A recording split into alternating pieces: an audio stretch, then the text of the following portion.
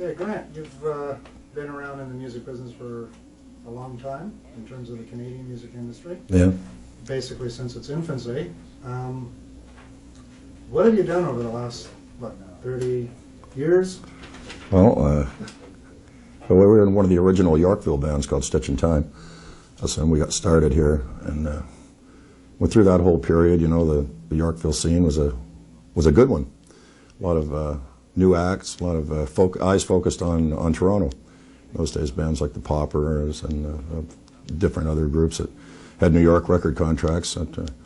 Anyway, we were a five-man band, 5 vocals, and we had a couple of chart hits.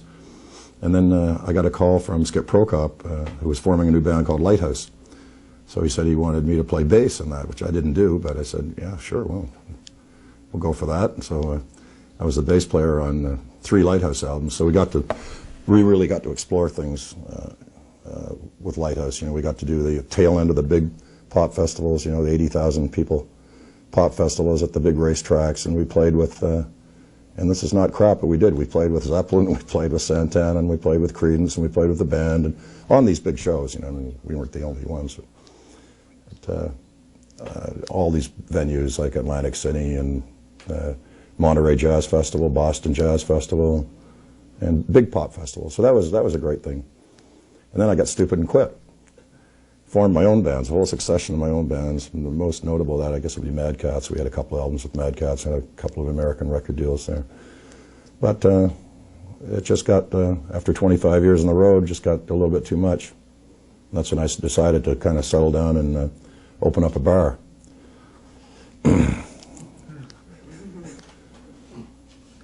And that's where I am now. So tell us a little bit about the bar. What made you decide to get into a bar of all the possibilities? Well, I don't know. I was just, I moved to this town, I moved to Stouffville, and been there 10 years now, and I saw this place on the main street, and I knew it was closed, but I knew it had a liquor license, so I started to look into it, and got some money together, and opened it up, and it's still in business after 6 years. So, as you know, you've been there many times, and we showcase a lot of music there, four nights a week, and we have, I think, pretty darn good jam sessions there with top caliber musicians, and you know, guys like Danny Marks and Mike McKenna and all kinds of guys from the old school and the new school play there, and the audience is great there. They play for no money, but they get stroked. Really outstanding moments over that career?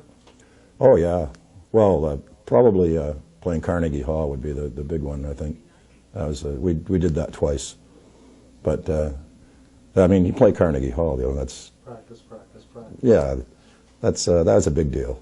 That was a big deal. But all those pop festivals, Monterey, that was a real eye opener. That was, you know, I'm in California, and the whole California deal. So lots of excitement there. Different way of life out there, especially back in those days. Just a question. I know you've done a lot of time playing in bars over the years. What's it like to be on the other side of the bar? I think I'd rather be on this side of the bar with the guitar. Pack it up, you know, do your gig, get your money, pack it up, and go home. Let the other poor bugger worry about other stuff that's going on. Because there's lots of stuff behind the scenes that musicians don't see. But I know what they are now, and I kind of wish I didn't a lot of the times. Found out the hard way. Yeah, that's the way it is, though. You know, just explore every little avenue, and some things you like, some things you don't like. Okay, and you want to tell us something about your latest release? Oh, yeah, the Jam Nation thing. Yeah, this is a collective bunch of guys that have been playing with me on and off for 3 years probably, maybe more. Some guys have been doing this jam session with me for 6 years. And it's just 1, 2, 3, 4, go. And Alec Fraser, the bass player, who's played with you know, Murray McLaughlin and Morgan Davis, Rick Fiennes, and Danny Marks, yeah. And he recorded it live on ADAT at the club. And it's all songs that we sort of do at the jam sessions, and we recorded it two separate jam sessions, and we picked the best stuff which we thought had the most energy and the most life and the most pizzazz, and put it on this CD. This is the second one actually we've done. First one was a studio one, with the jammers as well. But a lot of good guys, you know, John Penshishin playing sax, and Doug Pfeiffer and John Baumeister, Bongo Bob, Ralph, you know, all the boys. Okay. You put on two hats for a second.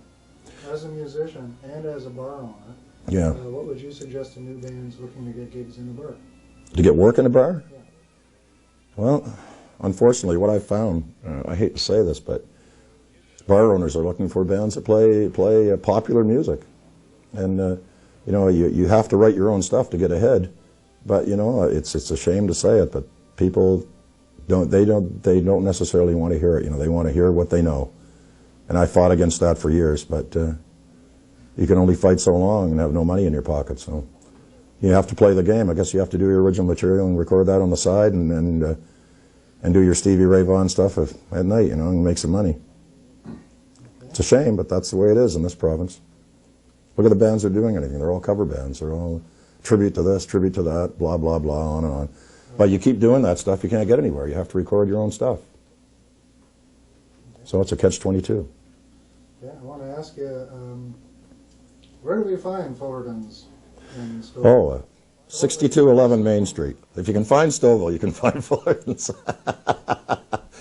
It's right at the new train station, right across the street. The railway tracks. Once you hit the railway tracks, stop because there might be a train, but then you can just make a right and pull right into the driveway. Okay, 6211 Main Street? 6211 Main Street, Stouffville.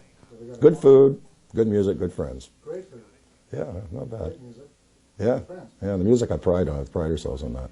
Yeah, do you have a phone number for the bar if anybody would like to inquire from out of town? Do what? Do you have a phone number for the bar? Oh, a phone number. No, we don't have a phone. No, yeah, we do. It's 905-642-5360. Okay. Yeah. So if you want to phone and find out what's happening, there's always something going on. Always bands that you wouldn't expect to be there, like Goddo's played there, or the Good Brothers are coming there, January 22nd. Desperado, all kinds of bands. And it's a small place, but we sell 100 tickets and then we lock the doors. That's the way it is.